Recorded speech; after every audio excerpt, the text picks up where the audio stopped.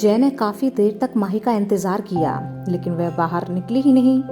हार कर उसने माही को कॉल की, लेकिन माही ने उसकी कॉल भी रिसीव नहीं की। जय को कुछ समझ नहीं आ रहा था कि माही को आखिर हुआ क्या है। कहीं वह उसके सामने आने से झिझक तो नहीं रही। जय कुछ सोचकर अब धीरे से अपनी बालकनी से माही की बालकनी में आया और अंदर जाने की कोशिश की, लेकिन उसका दरवाजा भी बंद था। यह देख जय वापस मायूस लौट पड़ा। वह अपनी बालकनी में आया और सिटिंग एरिया में बाकी दोस्तों के पास जा बैठा। देव, क्या हुआ? बात हुई माही से? जय मुंह लटकाकर बोला, नहीं, वो तो आई ही नहीं। मंजीत, तू फोन करके बुला लेना। जय, किया था, पर उसने कॉल भी रिसीव नहीं की। ऋषभ हंसते हुए बोला, कहीं ऐसा तो नहीं कि तेरे दिल में अरमान जगाकर उस लड़की का खुद का फैसला बदल गया हो, उसे तुझ में कोई इंटरेस्ट ही ना रहा हो अब। यह सुनकर मंजीत, देव ऋषभ के साथ हंसने लगे। जय चिढ़कर बोला, आपको तो बस मेरी खिंचाई में मजा आता है। ऋषभ ने उसके गालों को पकड़कर खींचा, क्या करें, तू है ही इतना शरीफ। जय उठकर जाने लगा कि ऋषभ ने उसे पकड़कर पीछे से गले से लगा लिया और उसके गले में अपनी बाहें डाल दी। अरे, तू तो नाराज हो गया। देव, ये मामला कल देख लेना, अब अपना अपना काम कर लिया जाए। सभी अपने मिशन के काम में लग गए। कबीर मुस्ताक के कैंप में पहुंचा तो सामने फिरदौस दिखा। कबीर को उसे देखकर नमन वाला किस्सा याद आ गया। उसका मन किया कि एक ही झटके में इस फिरदौस को मौत के घाट उतार दे, लेकिन वह जानता था कि उसे कुछ दिन और खुद पर काबू करना होगा। फिरदौस को उसे देख कुछ खास खुशी नहीं हुई। वह कबीर के रास्ते में आकर खड़ा हो गया। कहाँ थे इतने दिन? इतना वक्त लगता है काम करने में। कबीर शांत सा बोला, हर काम इतना आसान नहीं होता। आर्मी वालों की जानकारी निकाल कर लाया हूँ, तो सावधानी तो बरतनी थी ना। अगर जरा सा भी किसी को शक होता तो मुझे जहन्नुम पहुंचा दिया होता अब तक। मैं हर काम पूरी तसल्ली से करता हूँ, तभी तो मेरा एक भी प्लान फेल नहीं होता बाकी लोगों की तरह। फिरदौस यह सुनकर तिलमिला गया, क्योंकि वह समझ गया था कि आरिफ उस पर तंज कस रहा है। वह कुछ कहता कि इतने में मुस्ताक वहां आ गया। कबीर को देख वह खुश हो गया। तो तुम आ ही गए आरिफ, आओ साथ बैठकर बातें करते हैं, और फिरदौस तुम भी आओ। कबीर और मुस्ताक दोनों अब मुस्ताक के तंबू में चले गए। फिरदौस नाराज सा कबीर की तरफ देख रहा था। पता नहीं क्या है ऐसा इसमें जो आरिफ इतनी जल्दी कमांडर का इतना खास आदमी बन गया। वह भी अब नाराज सा उनके पीछे पीछे चला गया। कुछ वक्त बाद मुस्ताक, कबीर और फिरदौस साथ बैठे हुए थे। मुस्ताक, तो क्या खबर लाए हो आरिफ? कबीर ने पहले ही सिन्हा सर और बाकी टीम मेंबर के साथ मिलकर झूठी जानकारी उन आतंकियों को देने का फैसला किया था। उन्हें मुस्ताक और फिरदौस से साझा करने लगा। मैंने पूरा रूट तय कर लिया है और मैं जावेद नाम के एक ड्रग पेडलर से उसे साझा करके आया हूँ, क्योंकि वो हमसे सारा ड्रग्स खरीदने के लिए तैयार है। वह जल्दी ही यहाँ आकर सारा माल लेकर सारे रुपए एक साथ ही दे जाएगा। इस कहानी की लेखिका इस रकम से हम नए हथियार खरीद सकेंगे। केवल उनके ऑफिशियल मुस्ताक, चैनल बहुत अच्छे आरिफ। पर उपलब्ध है। फिरदौस, अगर आप लेकिन ये जावेद है किसी कौन? और चैनल पर सुन मैंने रहे तो उसका हैं, नाम तो पहले इसका नहीं सीधा सुना अर्थ कभी। है कि उस चैनल कबीर, के मालिक ये ने ड्रग्स के धंधे में नया आया है, पोस्ट किया जिसे है। बहुत जल्दी ही आपसे ऊंचाई पर अनुरोध है पहुंचना कि है। ऐसे लोगों इस की धंधे में हिम्मत पुराने ना जमे लोगों बढ़ाएं की वजह और से उनके चैनल उसे पर कुछ इस खास कहानी हाथ को नहीं ना लग रहा सुनाएं। था, इसलिए वह सीधे हम टेररिस्ट से ड्रग्स लेना चाहता है। लड़का भरोसेमंद है। मुस्ताक, तो एक दो दिन में ये काम क्यों नहीं कर लेते? कबीर, नहीं, अभी चौकसी ज्यादा है। कुछ दिन आर्मी वालों को यकीन होने दीजिए कि यहाँ कोई गड़बड़ नहीं है। जब वह निश्चित हो जाएंगे तो हम जावेद को बुला लेंगे। फिरदौस, भाईजान, मुझे कुछ सही नहीं लग रहा। हम कैसे किसी अनजान शख्स को अपना सारा माल दे दें, वो भी बिना जांच पड़ताल किए? मुस्ताक, शायद तुमने ठीक से सुना नहीं फिरदौस। वह आदमी आरिफ का भरोसेमंद है और आरिफ हमारा भरोसेमंद। आरिफ, तुम जाओ, जाकर थोड़ा आराम करो। कबीर फिरदौस की तरफ देख मुस्कुराते हुए वहां से निकल गया और एक तरफ छिपकर खड़ा हो गया ताकि मुस्ताक और फिरदौस की बातें सुन सके। कुछ ही देर में अंदर से आवाज़ें आनी शुरू हो गईं। फिरदौस, लेकिन भाईजान, आप इस आरिफ पर इतना भरोसा क्यों करते हैं? मुस्ताक, यही तो मैं तुमसे पूछ रहा हूँ कि आखिर इस पर भरोसा करने में तुम्हें दिक्कत क्या है। इस पर तुमने पहले भी सवाल किया था और मैंने तुम्हें एक मौका दिया था, लेकिन हुआ क्या? तुमने खुद उस गद्दार फौजी को उसके हाथों मरते देखा है और अभी तक कोई गड़बड़ी भी नहीं हुई है। अगर तुम्हें इतनी दिक्कत है तो उसके खिलाफ सबूत लेकर आओ। और याद रहे, मेरे लिए हर आदमी तभी तक खास है जब तक कि वह मेरे काम का होता है, फिर वो चाहे तुम हो या आरिफ, समझे? अगर जावेद पर शक है तो उसका पता लगाओ। और आर्मी कैंप पर हमला करने का तुम्हारा प्लान है, उसका भी काम चल रहा है ना? फिरदौस, बिल्कुल भाईजान। और मेरी एक बात मान लीजिए, मैं बस इतना चाहता हूँ कि मेरे इस प्लान के बारे में आप अभी आरिफ को न बताएं। मुझे शक है कि कहीं से पता चलने के बाद मेरा प्लान फेल ना हो जाए। मुस्ताक हंस दिया। जैसा तुम्हें सही लगे, लेकिन उन आर्मी वालों का नुकसान ज़्यादा से ज़्यादा होना चाहिए। फिरदौस, आप बेफिक्र रहें। मेरे खबरी जमाल ने हमारे टारगेट की पूरी लोकेशन की रेकी कर ली है। कल शाम वह आकर मुझे सारी जानकारी दे देगा और परसों हम आर्मी कैंप को उसके सारे सोल्जर्स के समेत तबाह कर देंगे। मुस्ताक, बस जो भी करना पूरी तैयारी से करना। फिरदौस, जी चलता हूँ।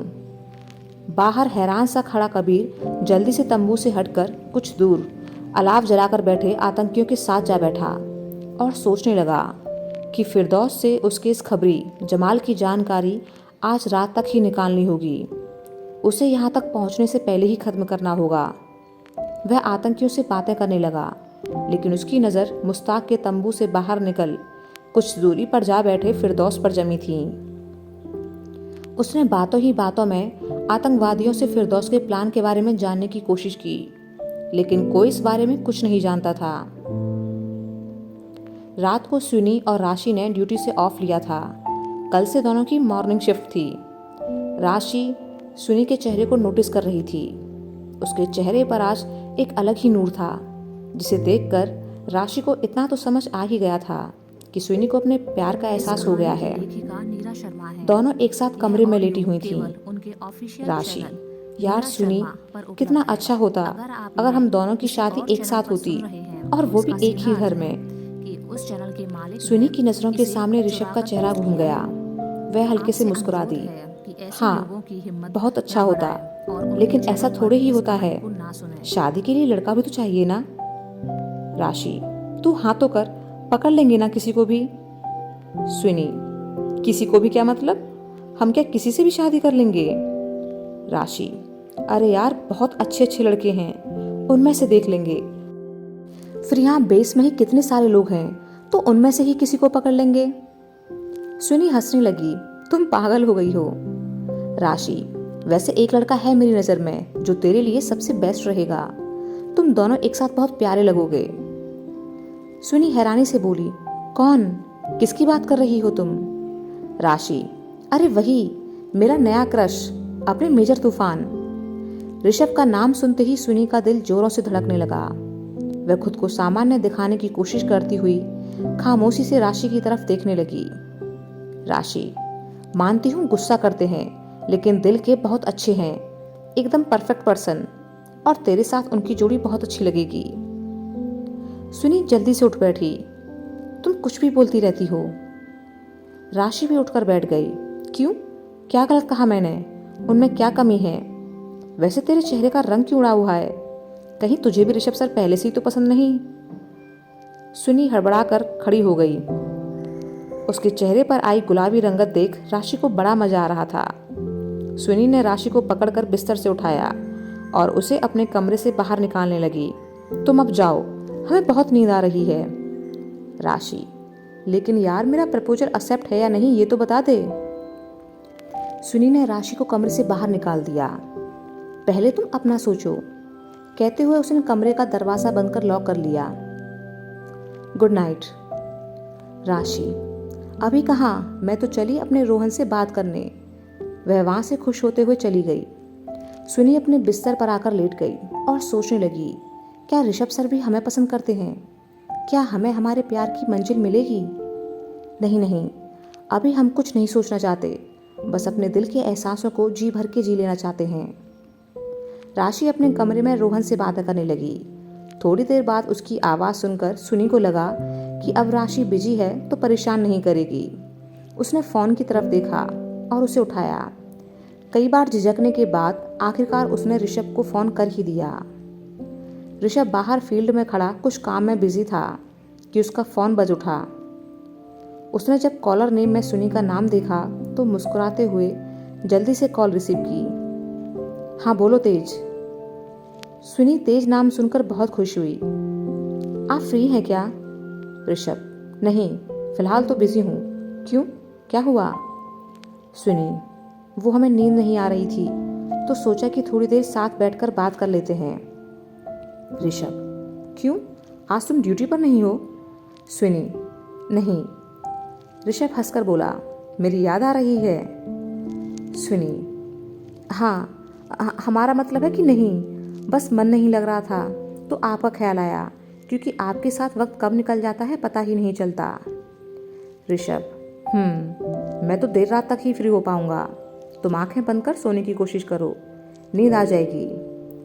तभी किसी सोल्जर ने ऋषभ को पुकारा। ऋषभ जल्दी से कॉल कट कर फ़ोन जेब में रख अपने काम में वापस लग गया, लेकिन वो ये नहीं जानता था कि कॉल डिस्कनेक्ट हो नहीं पाया था। सुनी उदास सी कॉल डिस्कनेक्ट करने को हुई कि उसे ऋषभ की सोल्जर से बातें करने की आवाज़ सुनाई दी। जल्दी ही वह सारा माजरा समझ गई। सुनी अब बड़े इत्मीनान से ऋषभ की आवाज़ को सुनने लगी। घंटे भर बाद कॉल खुद ही डिस्कनेक्ट हो गई और सुनी अब आराम से सो गई। फिरदौस अपने तंबू में जा रहा था कि कबीर जानबूझकर उससे टकरा गया। फिरदौस गुस्से से बोला, देख कर नहीं चल सकते? कबीर माफ़ी चाहूँगा, गलती से तुम्हारे रास्ते में आ गया। फिरदौस खींचते हुए बोला, यह तो तुम्हारी आदत में शुमार है, जब से यहाँ आए हो मेरे रास्ते में ही आ रहे हो। बहुत जल्दी है तुम्हें मुश्ताक भाईजान का दिल जीतने की। कबीर मुस्कुरा दिया, मुझे कोई जल्दी नहीं है, बस मेरा काम कमांडर साहब को पसंद आ रहा है। वैसे मुझे तो आज तक यही समझ में नहीं आया कि तुम किस आधार पर कमांडर साहब के सबसे खास आदमी हो। कुछ भी तो करते नहीं देखा मैंने तुम्हें। फिरदौस गुस्से से कबीर को घूरने लगा। भूलो मत, उस गद्दार फौजी को मैंने ही पकड़ा था और उससे पहले भी एक फौजी का किडनैप करवाया था। वह तो यहाँ पहुँचने से पहले ही सारा मामला बिगड़ गया। बहुत कुछ किया है मैंने, लेकिन तुम्हें बताना ज़रूरी नहीं समझता।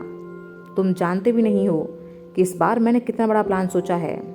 जब मेरा प्लान पूरा हो जाएगा तब तुम्हें पता चलेगा कि फिरदौस क्या चीज़ है।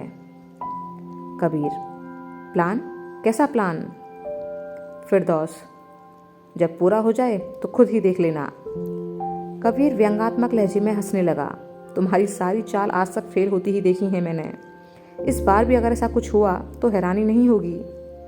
फिरदौस ने बौखलाकर जैसे ही कबीर पर हाथ उठाना चाहा कि उसने उसका हाथ बीच में ही पकड़ लिया और गुस्से से बोला, अपनी ये ताकत बाकी लोगों पर दिखाना जो डरते हैं तुमसे। भूल गए पिछली दफ़ा क्या हाल किया था तुम्हारा? कमांडर साहब की वजह से बच गए थे तुम। क्यों एक बार फिर सभी के सामने मार खाकर अपनी बची कुची इज्जत गंवाना चाहते हो? फिरदौस तमतमाता हुआ कबीर से अपना हाथ छुड़ा वहां से चला गया। कबीर अब हर वक्त फिरदौस के आसपास था ताकि कुछ जानकारी हासिल कर सके। कल सुबह तक उसे हर हाल में जमाल की खबर निकालनी थी। उधर फिरदौस ने अपने जासूस को जावेद का पता लगाने को बोला ताकि पता तो चले कि आरिफ ने झूठ बोला है या सच। वह सोचने लगा कि बस एक सबूत मिल जाए उस आरिफ के खिलाफ, फिर वह उसे खुद मारेगा। सुबह सुबह जय बालकनी में आया कि तभी माही भी वहां आ गई। उसे देख जय जल्दी से उसकी तरफ आया। कहाँ थी कल तुम पूरे दिन? माही वो मैं। जय अच्छा ठीक है, जल्दी बाहर आओ आंगन में, मुझे तुमसे कुछ ज़रूरी बातें करनी हैं। माही ठीक है, मैं अभी आती हूँ। वह जल्दी से वापस लौट गई। जय भी वापस लौट चला। जब वह सिटिंग एरिया में पहुंचा तो तीनों दोस्त एक और खड़े कुछ बातें कर रहे थे।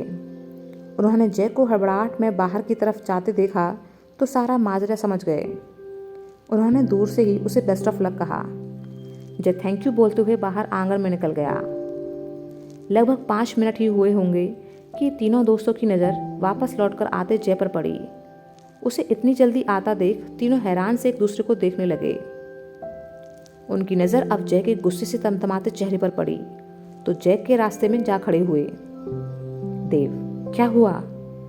मंजीत, छोटे, सब ठीक तो है ना?